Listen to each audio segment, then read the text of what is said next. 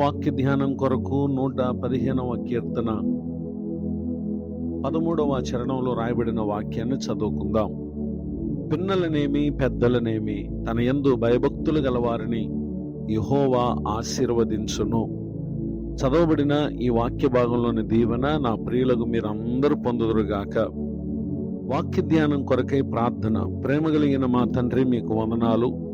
నేడు చదవబడిన ఈ వాక్య భాగం ద్వారా నాతోనూ విను మా ప్రియులతోనూ మీరు మాట్లాడి మమ్మల్ని మీరు దర్శించమని యేసుక్రీస్తు నామములో బ్రతిమాలి ప్రార్థిస్తున్నాను తండ్రి, ఆమేన్. చదవబడిన ఈ వాక్య భాగంలో మన ప్రభువారు ఆయన చిన్న బిడ్డలను పెద్దలను ఆయన ఆశీర్వదించినటువంటి దేవుడు. ఆయన ఆశీర్వాదానికి వయసుతో ఎంతమాత్రం నిమిత్తం లేదు. కానీ ఎవరైతే ఆయన పట్ల భయభక్తులు చూపుతారో వారు పిల్లలైనా పెద్దలైనా వృద్ధులైనా యవనస్తులైనా నిశ్చయంగా వారు ఆశీర్వదించబడతారు.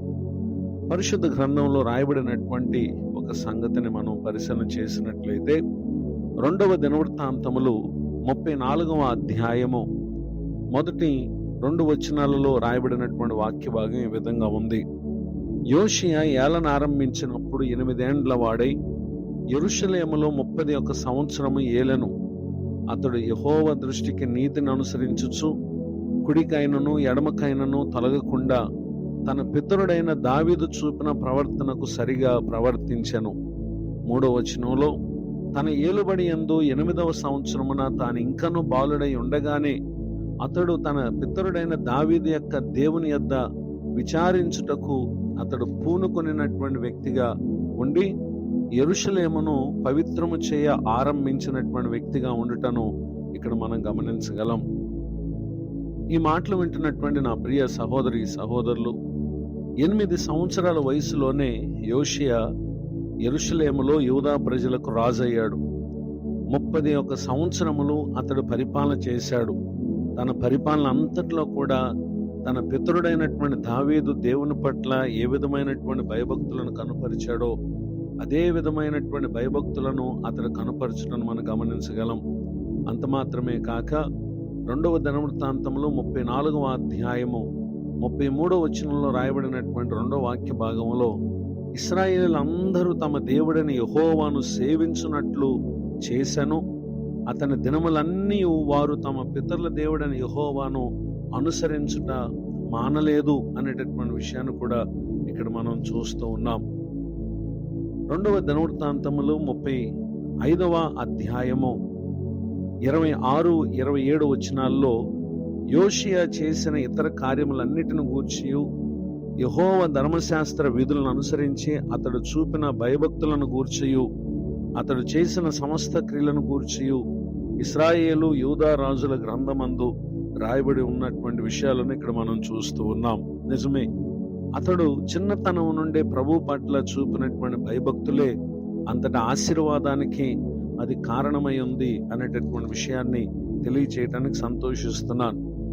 మరొక వ్యక్తి జీవితాన్ని మనం చూస్తే యెహోషువ గ్రంథం 14వ అధ్యాయము 10, 11 వచనాల్లో రాయబడినటువంటి వాక్య భాగాల్లో యెహోవా చెప్పినట్లు యెహోవా మోషేకు ఆ మాట సెలవిచ్చినప్పటి నుండి ఇశ్రాయేలీల అరణ్యములో నడిచిన ఈ 45 ఏండ్లు ఆయన నన్ను సజీవునిగా కాపాడి ఉన్నాడు.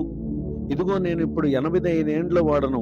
మోషే నన్ను పంపిన నాడు నాకెంత బలమో నేటి వరకు నాకంత బలము. యుద్ధము చేయుటకు గాని వచ్చుచు పోవచ్చు ఉండటకు గాని నాకెప్పటి ఎట్లు బలమున్నది అని చెప్పి ఇక్కడ కాలేబు అనేటటువంటి వ్యక్తి తెలియపరిచినటువంటి మాటలు మనం చూస్తూ ఉన్నాం.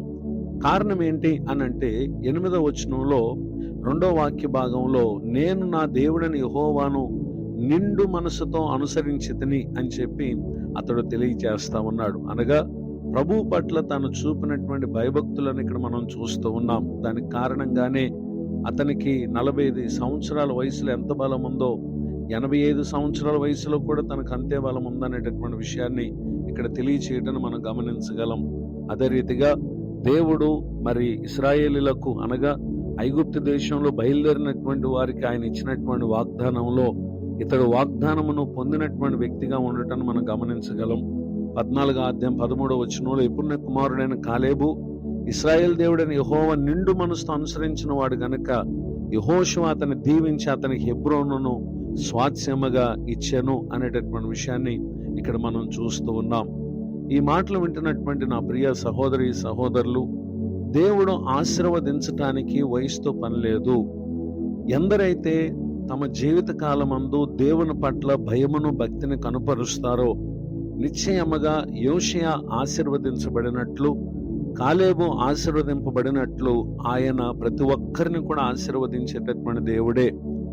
పక్షపాతం చూపే దేవుడు ఎంత మాత్రము కాదు అనే విషయాన్ని మరొకసారి జ్ఞాపకం చేయటాన్ని సంతోషిస్తున్నాను. కనుక నిశ్చయముగా భయభక్తులు చూపటి యందు శ్రద్ధ నిలపండి. నిశ్చయముగా ఆయన మిమ్మలను ఆశీర్వదించి అనేకులు ఆశీర్వదింపబడుటకు మిమ్మలను కారకులుగా కూడా ప్రభు చేయబోతున్నారు. ఇటు దీవెనకు నా ప్రియులకు మీరందరూ పాత్రలు కావాలని హృదయపూర్వకంగా ప్రార్థిస్తూ కోరుతూ ఈ మాటలు ముగిస్తున్నాను. ప్రార్థన. ప్రేమ కలిగిన మా తండ్రి, మీ వందనాలు. నేడు విన్న ఈ మాటల ద్వారా మా ఆత్మను మీరు బలపరిచినందుకు స్తోత్రం. దైవజనులను, వారి కుటుంబాన్ని, సేవా పరిచయను దీవించండి. కృంగిన వారిని, దుఃఖితులను, వేదనలో ఉన్న వారిని ఆదరించి ఓదార్చమని ప్రార్థన చేస్తున్నాను. నేడు పెళ్లి రోజు మరి పుట్టినరోజు జరుపుకున్న ప్రియులను దీవించి ముందున్న సంవత్సరములు మీ పట్ల భయభక్తులు చూపటం వలన ప్రతి ఆశీర్వాదం వారు పొంది మీ సాక్షులుగా వర్ధిల్లుదురుగాక. యేసుక్రీస్తు నామములో ప్రార్థిస్తున్నాను తండ్రి. ఆమెన్. తండ్రి, కుమార, పరిశుద్ధాత్మ దేవుడు తోడే నడిపించునుగాక. ఆమెన్.